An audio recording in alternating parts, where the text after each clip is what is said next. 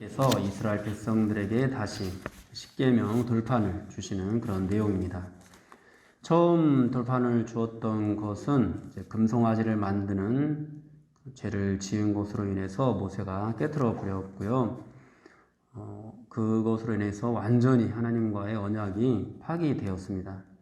이 언약이 깨지게 된 책임은 이스라엘 백성들에게 있었는데요. 그 금송아지를 만드는 그 모습으로 그들은 스스로가 하나님의 복을 자격이 없다라는 것을 보여주고 말았습니다.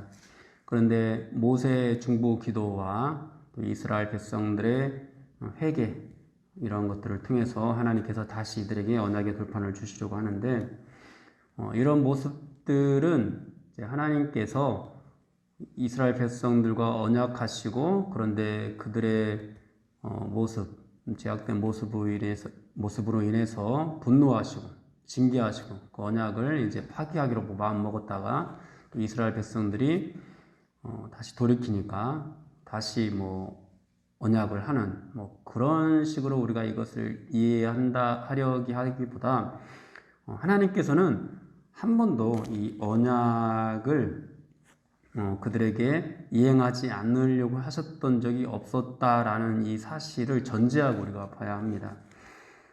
이 모든 말씀을 통해서 하나님께서 분노하셨다가 다시 마음을 돌이키셨다가 이렇게 표현이 되지만 사실은 그런 내용이 아니라 하나님은 한 번도 그 언약을 취소하거나 그런 적이 없으신데 그들에게 끊임없이 언약을 이제 이행하시려고 하고 있는데 그것을 어떻게 이루어 가시는가?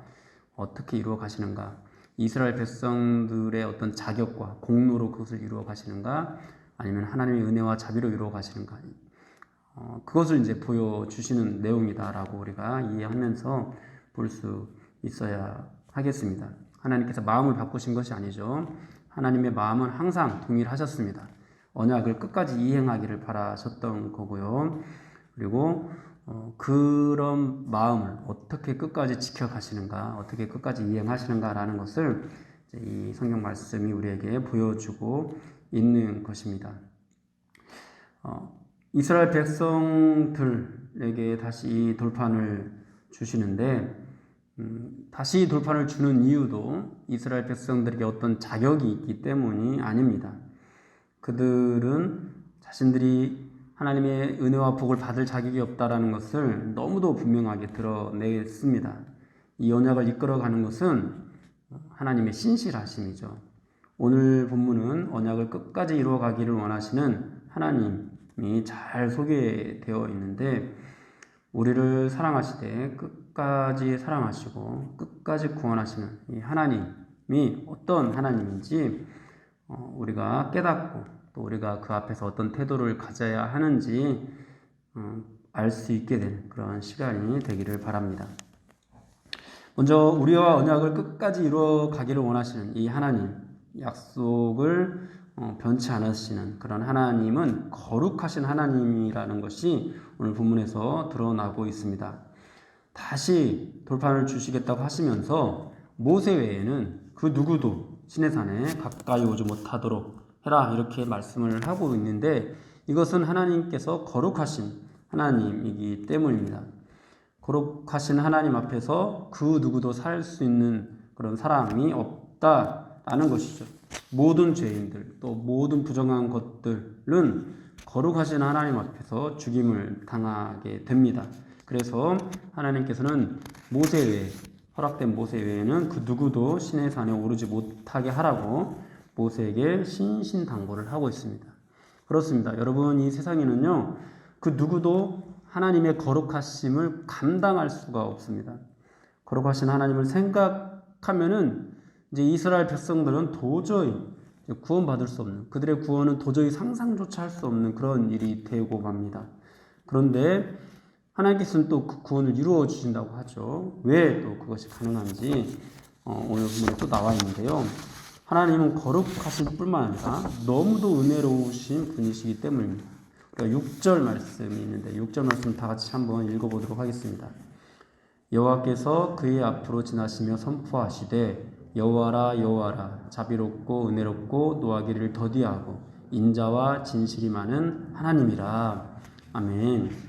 네, 성경 구절 가운데서 이 구절도 정말 가장 중요한 구절 중에 하나인데요. 먼저 하나님께서는 당신을 여호와라 여호와라 이렇게 소개를 하고 있습니다. 뭐 이런 거죠. 누군가 나를 오해할 때 나 김석이야 이렇게 말하는 것과 똑같습니다. 하나님이 여호와다라고 이렇게 당신을 스스로 소개하고 있습니다. 그리고 이것이 하나님이 여호와라는 이 사실이 도저히 은혜 받을 수 없는 이들에게 끝까지 은혜를 베푸시는 가장 중요한 원인입니다. 하나님께서 여호와이시기 때문이라는 거죠. 나 여호와야. 내가 너희들을 끝까지 사랑할 거야. 이런 의미가 되는 것입니다. 여호와의 이름 안에 담긴 의미는 언약의 하나님이라는 그런 의미가 들어있습니다. 하나님께서 지금 당신의 이름을 선포하시면서 도저히 은혜 받을 수 없는 이스라엘 백성들에게 끝까지 은혜를 베푸시는 이유가 하나님이 언약의 하나님, 그 언약의 여호와이시기 때문이라고 그렇게 말씀을 하고 있는 것입니다.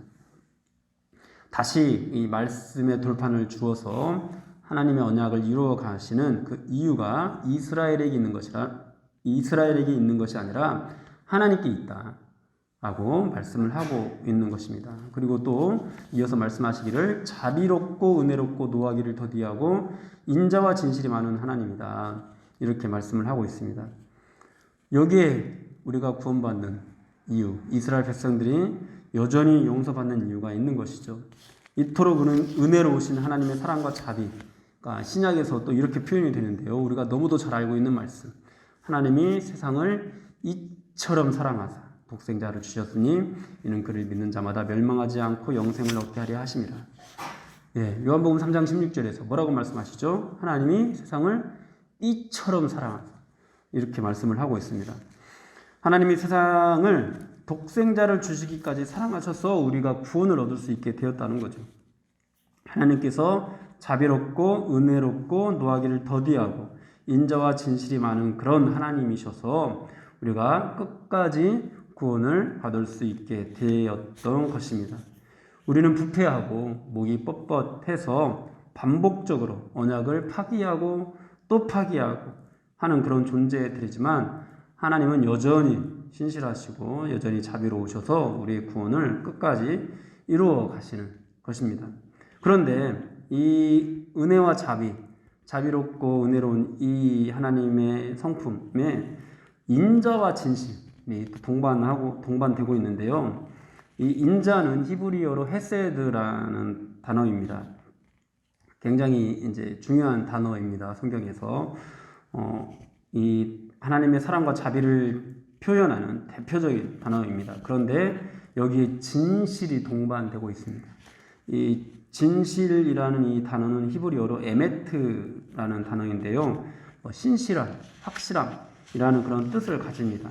그런데 이 단어를 인격에 사용할 때는 그 의미가 말과 행동에 기반하는 신실함, 확실함이라는 그런 의미입니다. 예를 들면은 어떤 사람이 에메트하다 이렇게 말을 하면은 그 사람이 자신이 한 말이나 또 사회적인 규범에 입각해서 성실하게 행동한다라는 그런 의미입니다. 그래서 하나님이 에메트하다 이렇게 말을 하면은 그분의 성품이 하나님께서 말씀하신 진리에 입각해서 신실하다, 확실하다 그런 의미가 되는 것이죠. 이것이 왜 중요하냐면요. 하나님은 그저 사랑에 눈이 멀어 있는 그런 하나님이 아니라는 뜻이기 때문입니다.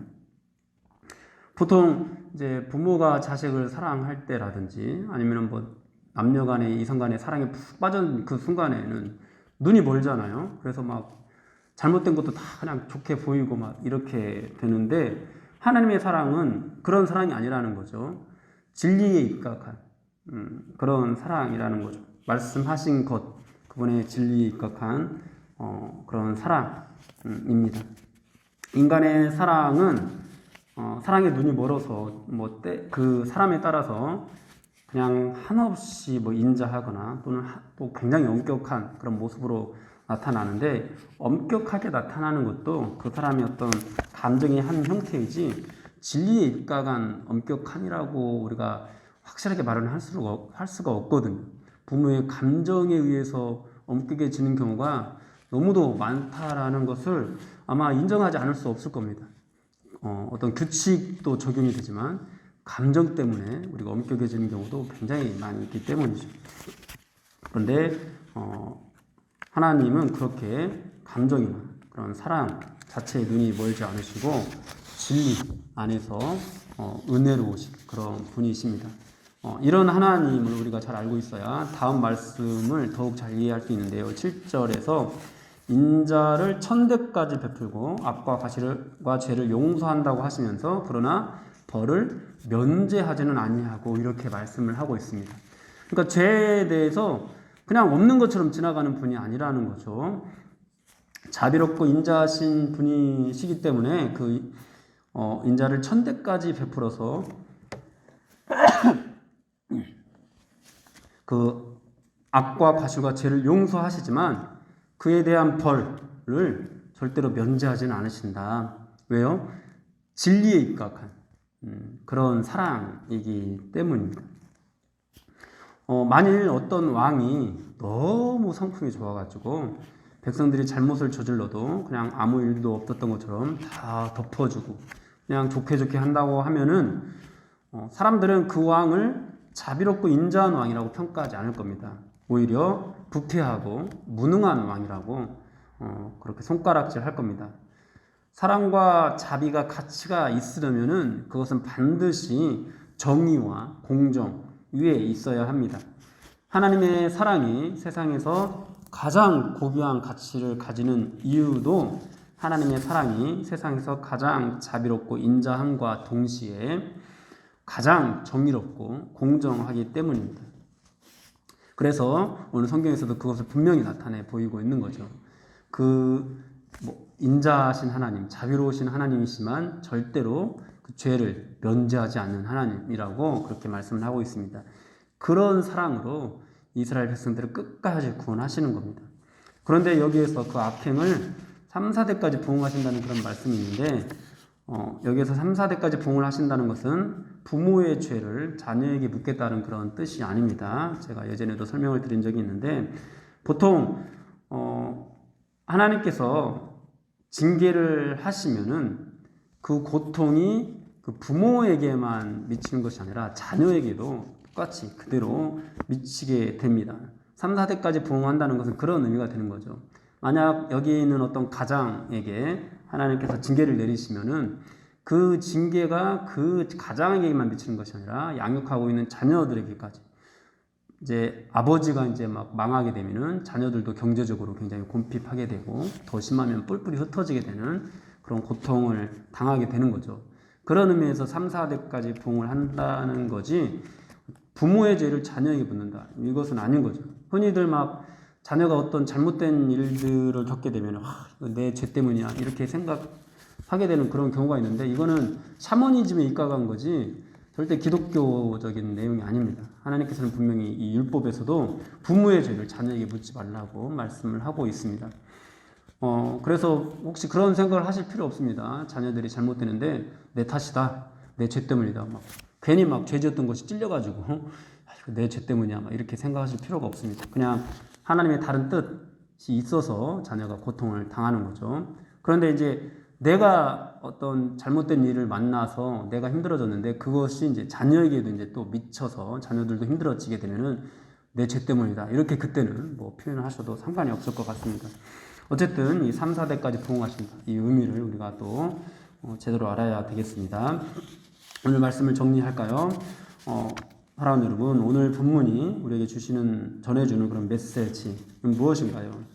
우리는 이스라엘 백성들처럼 연약하고 부패해서 하나님의 사랑을 도저히 받을 수 없는 그런 존재들이지만 그런 우리에게 한 번 받은 이 구원이 절대 취소되지 않는 이유가 우리가 신앙생활 잘 하기 때문에 그 약속을 잘 지키기 때문이 아니라는 것입니다. 예수 믿는 사람이 끝까지 하나님의 은혜 안에 머물 수 있는 이유는 그분이 여호와이시기 때문입니다. 할렐루야. 그분이 은혜롭고 자비롭고 노하기를 더디하고 인자와 진실이 많으신 분이기 때문입니다. 오늘도 우리는 우리의 연약함 가운데서 하나님의 사랑과 자비를 만납니다.